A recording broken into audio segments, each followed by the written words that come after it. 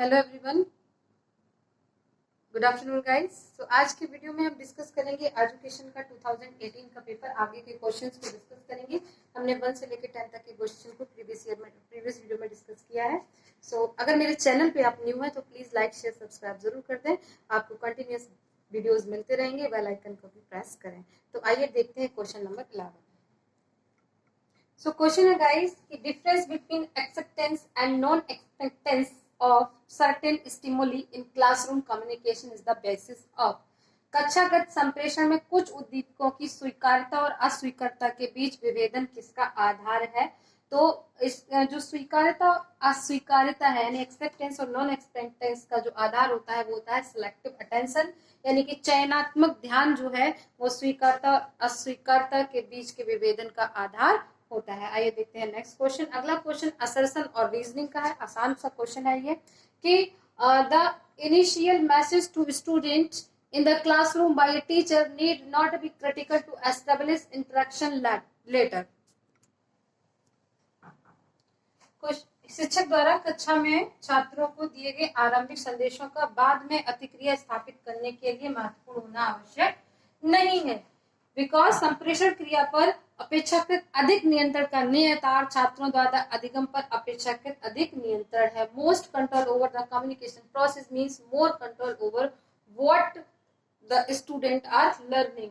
यानी कि ए सही है और आर यहाँ पे क्या है, रॉन्ग है, क्योंकि ज्यादा कंट्रोल कम्युनिकेशन प्रोसेस पे करेंगे इसका मतलब ये बिल्कुल भी नहीं होता है कि बच्चे क्या है वो क्या बिल्कुल भी सीख नहीं पाएंगे। तो उनका जो अधिगम है वो बिल्कुल बहुत ही नियंत्रण में होगा। सो आर क्या है यहाँ पे गलत है। सो राइट आंसर क्या होगा यहाँ पे 4। आइए देखते हैं question number next 13। Assertion reasoning का क्वेश्चन है। To communicate well in the classroom is a normal ability. यानी कि कक्षा में कुशल ढंग से संप्रेषण करना एक स्वाभाविक क्षमता है।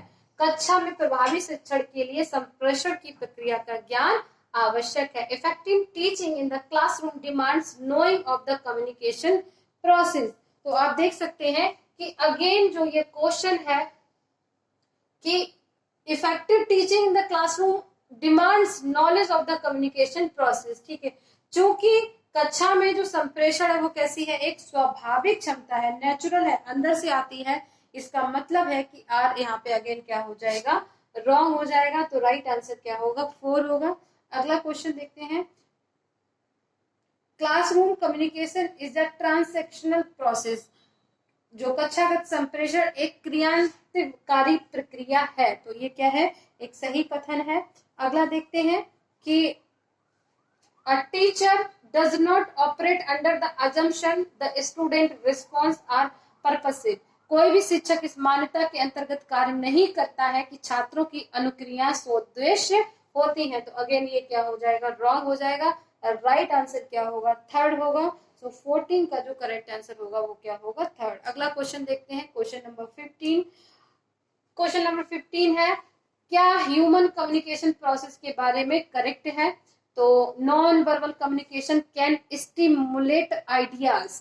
Communication is learned ability. Communication not universal Panacea. तो हम क्या करते हैं, सारे को नहीं पढ़ते हैं क्योंकि इसमें से ओनली कितने सही होने हैं, या तो 3 सही होंगे या 4 सही होंगे। तो अब इसमें से एलिमिनेट करेंगे कि क्या नहीं हो सकता है। अगर हमें एक बार ये पता चल जाए कि क्या नहीं हो सकता है तो राइट आंसर हमें पता चल जाएगा। तो देखते हैं, non verbal communication can stimulus ideas. अशाब्दिक संप्रेषण विचारों को उद्दीप कर सकते हैं। यस, तो ए क्या है, करेक्ट है। संप्रेषण एक अर्जित क्षमता है। Communication is a learning ability, एकदम करेक्ट है। यानी कि ए और बी तो होंगे ही होंगे। अगला देखते हैं, संप्रेषण एक सार्वभौमिक समाधान नहीं है। Communication is not universal Panacea. बिल्कुल, तो ये ए बी सी तो जरूर होंगे। तो ए बी सी को अगर आप देखेंगे तो राइट जो आंसर है वो क्या हो जाएगा, 3rd हो जाएगा, ए बी सी डी। यानी कि communication can not break down. संप्रेषण खंडित नहीं हो सकता है। तो ए बी सी डी सही है और ई और एफ क्या है, गलत है। यानी कि मोर कम्युनिकेशन मोर इफेक्टिव, यानी बहुत ज्यादा कम्युनिकेशन करने का अर्थ छात्रों द्वारा अधिक सीखना है। तो ऐसा नहीं होता है। टीचर अगर बात ही करते रहेगा तो टीचर हो सकता है बच्चे न सीखें। तो ई तो बिल्कुल भी नहीं हो सकता है। तो ई को अगर हम ये पता चल जाता है कि ई नहीं हो सकता है तो ई को अगर हम यहाँ से हटा देंगे तब भी हमें इसका आंसर एलिमिनेटिंग प्रोसेस के द्वारा भी पता चल जाएगा। तो राइट आंसर इसका थर्ड है। क्वेश्चन नंबर 16 जो है वो कैसे है, सीरीज का क्वेश्चन है, -5 -1 5 15 29। तो राइट आंसर क्या हो जाएगा, राइट आंसर होगा इसका 47। तो ये मैं सिर्फ आपको आंसर बता रही हूँ। इसकी जो ट्रिक है कि इसमें कौन सा ट्रिक यूज की हुई है, ये मुझे आप कब बताएंगे, इसी वीडियो के कमेंट में बताएंगे। इससे पता चलेगा कि आप लोग कितने ज्यादा एक्टिव हैं। तो प्लीज जरूर बताइएगा कि इसमें यहाँ पे क्या ट्रिक यूज हो रही है। अगेन गाइस, अगला क्वेश्चन है the next term in the series. Series का नेक्स्ट टर्म क्या होगा, तो सीरीज का ADHMS। तो अगला क्या आएगा, तो इस तरह से इसका जो आंसर आएगा 17 का आंसर आएगा थर्ड, यानी कि अगला आंसर क्या आएगा, जेड। अब आप मुझे बताएंगे कि इसमें क्या ट्रिक यूज हुई है, -2 हो रहा है, -3 हो रहा है, -5 हो रहा है, क्या हो रहा है। तो इनके जो आंसर हैं वो आप मुझे कहाँ बताएंगे, कमेंट बॉक्स में जरूर बताएंगे। और अगर फिर भी नहीं करेंगे तो शाम को 8 o'clock तक मैं इनके आंसर आपके ग्रुप में सेंड कर दूंगी, बट उससे पहले आपको कमेंट करके बताना है। अगला क्वेश्चन है, if Varanasi is coded like this, तो कोलकाता का कोड क्या होगा। अगेन रीजनिंग के क्वेश्चन है, अब कोशिश करेंगे हम इनको सॉल्व करने की। तो इनके जो क्वेश्चन है आप कमेंट बॉक्स में बताएंगे, अगर नहीं बताएंगे तो या तो हम कल के पेपर में इनको लाइव डिस्कस कर लेंगे। सो 18 का जो राइट आंसर होगा वो क्या होगा, 4 होगा। ट्रिक आप बताएंगे कि क्या यूज हो रही है। अगला देखिए, introducing Rakesh to her husband, a woman said his brother's father is the only son of my grandfather, the woman is related to Rakesh. तो राकेश से वो वुमन किस तरह से रिलेटेड है, तो हम इसको सॉल्व करेंगे। एक महिला ने अपने पति से राकेश का परिचय कराते हुए कहा। तो महिला का, ये रही महिला यानी कि फीमेल, और ये रहा उसका हस्बैंड यानी कि ये क्या है, मेल। महिला ने राकेश के बारे में बताया, कि राकेश के बारे में किसे बताया, अपने हस्बैंड को बताया। तो एक सेंटेंस हमने यहाँ पे लिख लिया कि इसके भाई के पिता, हिज ब्रदर्स फादर, यानी कि ये जो लड़का है इसके भाई के पिता, है ना। राकेश का कोई भाई है ब्रदर, और उसके पिता यानी कि फादर, यानी कि राकेश का भाई, इसका भी फादर, मेरे दादा के, इस फीमेल के दादाजी यानी कि ग्रैंडफादर के इकलौते पुत्र हैं, यानी कि इसके ग्रैंडफादर का जो इकलौता पुत्र है वो कौन है, ये है। तो राकेश इसका कौन हुआ, तो सीधी बात है कि राकेश की ये क्या हुई, बहन हुई। तो राइट आंसर क्या होगा इसका, सिस्टर। अगला क्वेश्चन,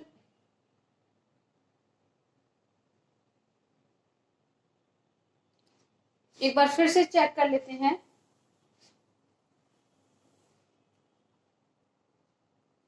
हिज ब्रदर्स फादर, यानी कि इसके भाई के पिता, इस पर्सन के, राकेश के भाई यानी कि ब्रदर के पिता, फादर, मेरे दादा के यानी कि इस फीमेल के दादा के इकलौते पुत्र हैं, है ना। तो ये क्या है, इकलौते पुत्र हैं।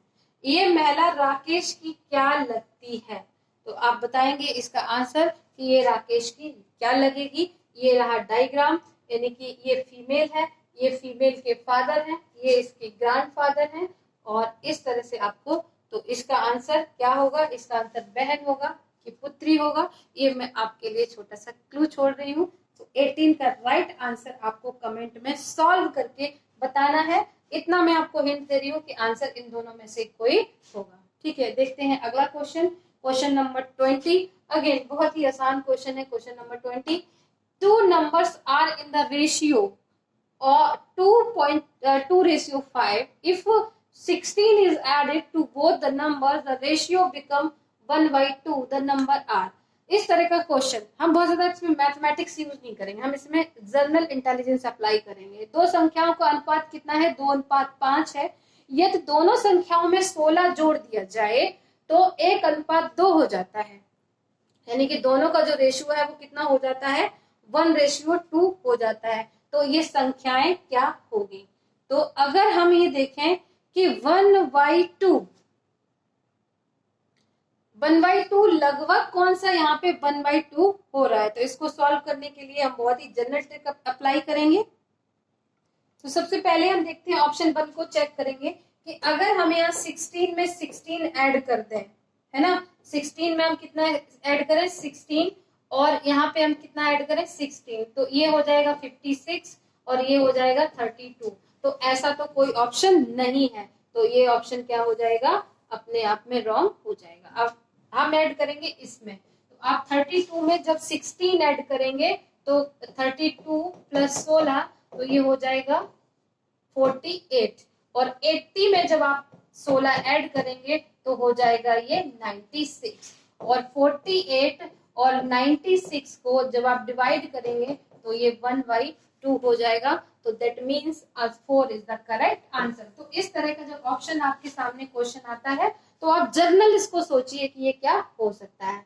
अगला देखिए, अगला क्वेश्चन है 21, superiority of intellectual depends upon this power of concentration on one them in the same way as a concave mirror collects all these rays stack upon into one's point. What type of reasoning? यानी कि यहाँ पे इस तरह की जैसे concave दर्पण पे पड़ने वाली सभी किरणों को एक बिंदु पे संग्रहित किया जाता है, तो ये किस तरह का जो तर्क है।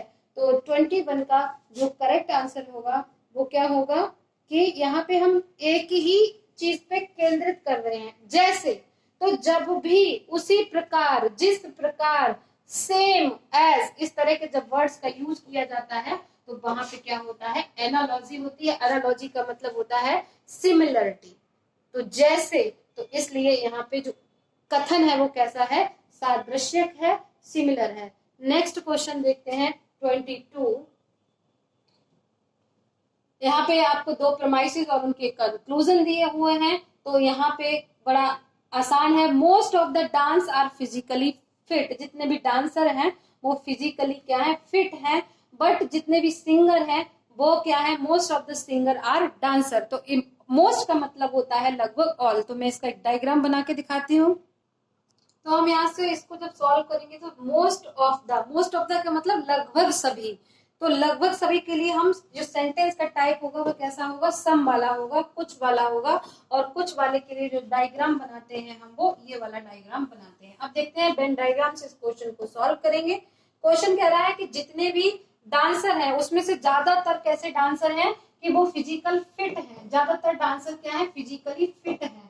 तो हमने क्या किया, डांसर में से थोड़ा सा छोड़ दिया और बाकी सारा पार्ट ले लिया, तो ज्यादातर डांसर क्या हो गए, फिट हो गए। अगला कह रहा है कि जितने भी सिंगर्स हैं वो सब क्या है, ज्यादातर सिंगर क्या है यहाँ पे, वो डांसर हैं, यानी कि जो गाना गा लेता है वो डांस भी कर लेता है। तो ये हो गया singer.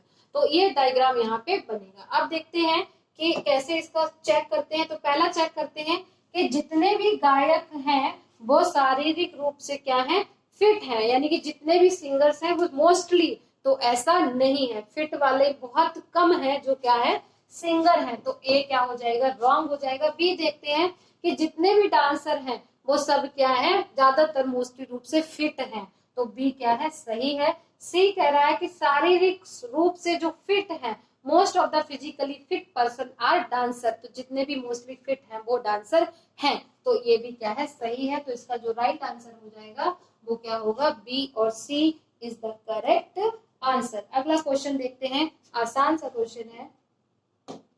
Which of the among the following is a presupposition in inductive reasoning? तो इनमें से कौन सी जो प्रीसपोजिशंस हैं वो इंडक्टिव आगमनात्मक तर्क के रूप में पूर्व कल्पित है। पूर्व कल्पित का मतलब पहले से डिसाइडेड है। तो 23rd का जो आंसर होगा वो क्या होगा, 4 इज द करेक्ट आंसर। प्रकृति की समरूपता, यूनिफॉर्मिटी ऑफ द नेचर, जो आपका इंडक्टिव रीजनिंग में ऑलरेडी पूर्व कल्पित होता है। ये देखते हैं नेक्स्ट क्वेश्चन। इस क्वेश्चन को करने का मैं आपको एक तरीका सिखाऊंगी, बहुत आसान है। कि if the proposition domestic animal are hardly ferocious, यानी कि जो पालतू पशु होते हैं वो कम खूंखार होते हैं, ये कथन कैसा है, असत्य है। Is trekking to be false. तो अब हम जब इसको सॉल्व करेंगे तो हम पहले इसको उल्टा करेंगे। पालतू पशु कम खूंखार होते हैं, इसका मतलब है इसको अगर हम असत्य मानेंगे, ये रॉन्ग है, तो सही क्या होगा कि पालतू जो पशु होते हैं वो बहुत ज्यादा क्या होते हैं, खूंखार होते हैं। जब इस तरह का क्वेश्चन आए कि दिया हुआ जो कथन है वो असत्य है, तो सत्य, तो इसको सत्य बनाने के लिए इसको उल्टा करो कि पालतू पशु कैसे होते हैं, बहुत ज्यादा खूंखार होते हैं। तब इसको अगर आप सॉल्व करोगे तो एकदम से सॉल्व हो जाएगा। और इस तरह से सभी पालतू पशु खूंखार होते हैं और अधिकांश पालतू पशु क्या हो जाएंगे, खूंखार हो जाएंगे। ठीक है, कि all domestic animals ferocious and most of the domestic, no वाला गलत हो जाएगा बिकॉज हम इसको अपोजिट कर रहे हैं। ठीक है, तो ये बहुत ही अच्छी ट्रिक है, इसका यूज करेंगे आप नेक्स्ट क्वेश्चन में जरूर। 25 आपसे पूछ रहा है कि वेन डायग्राम के बारे में इनमें से क्या सही नहीं है, तो इसका आंसर होगा राइट थर्ड, कि इस निरपेक्ष न्याय वाक्य के मानक के रूप में दो आधार वाक्य यहाँ पे परस्पर व्याप्त दो वृत्तों की आवश्यकता होती है। सो थर्ड यहाँ पे क्या हो जाएगा कि ये वेन डायग्राम मेथड के बारे में इज नॉट करेक्ट नहीं है। सो ये था आपका आज का 25 क्वेश्चन तक का पेपर। सो प्लीज वीडियो को लाइक शेयर सब्सक्राइब जरूर करें, और अगर आपका कोई भी क्वेरी है तो इस नंबर पे पूछ सकते हैं। इसके अलावा गाइस, अगर आपसे जो क्वेश्चन पूछे गए हैं उनके आंसर कमेंट बॉक्स में जरूर बताइए। Thank you so much and wish you